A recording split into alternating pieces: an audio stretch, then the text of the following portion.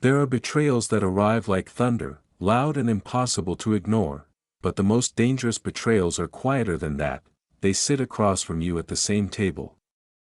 They shake your hand. They laugh at your jokes.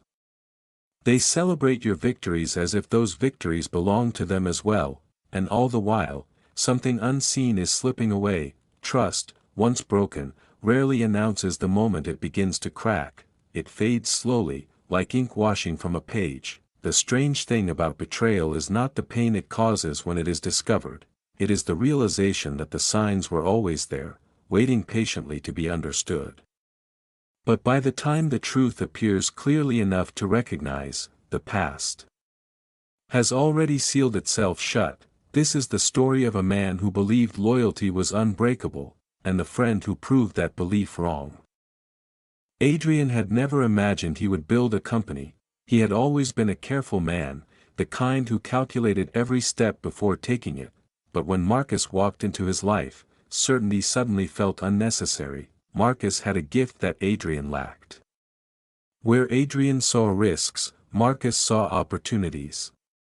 Where Adrian hesitated, Marcus moved forward with confidence. It was Marcus who first suggested the idea. "We could build something real," Marcus said one evening over coffee.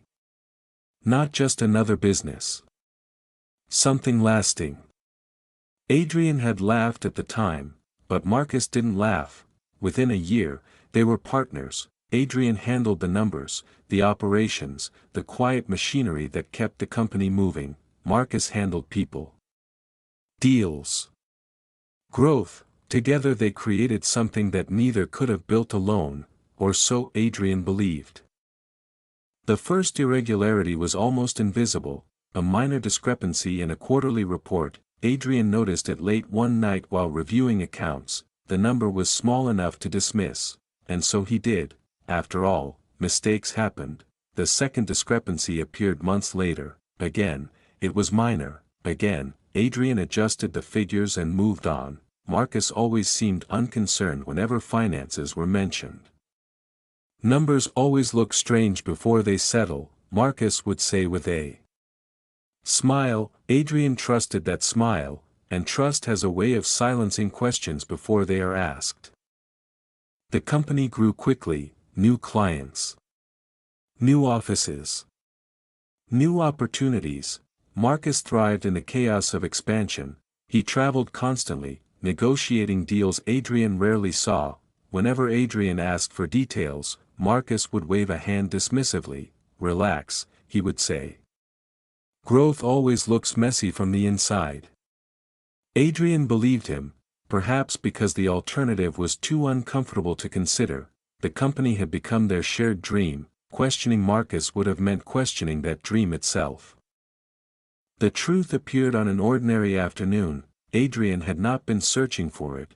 He was simply organizing financial records when he noticed something unusual. Several transactions routed through an unfamiliar account. At first he assumed it belonged to a vendor, but the deeper he looked, the stranger the pattern became. Funds leaving the company in small, careful increments, always subtle, always spaced far enough apart to avoid attention. Adrian stared at the ledger for a long time, before understanding what it meant. Then he looked at the name connected to the account, Marcus. Marcus did not deny it. That was the strangest part. When Adrian placed the documents on the table, Marcus simply leaned back in his chair. "You were bound to notice eventually," he said calmly. Adrian waited for an explanation that never came. "You stole from the company," Adrian said quietly. Marcus shrugged. "I took what I helped build." The word struck Adrian harder than any confession. This had never been theft in Marcus's mind. It had simply been entitlement. Years of friendship suddenly rearranged themselves in Adrian's memory. Moments that once meant nothing now looked different. Too different. The investigation that followed was quiet but devastating. Clients lost confidence, employees whispered, investors withdrew. Marcus disappeared before the legal process could fully unfold. Adrian remained behind to face the wreckage. The company survived, though barely, but survival felt strangely hollow, because the numbers Adrian studied each night no longer represented growth. they represented something else. The cost of trusting the wrong man. In time, Adrian rebuilt the company.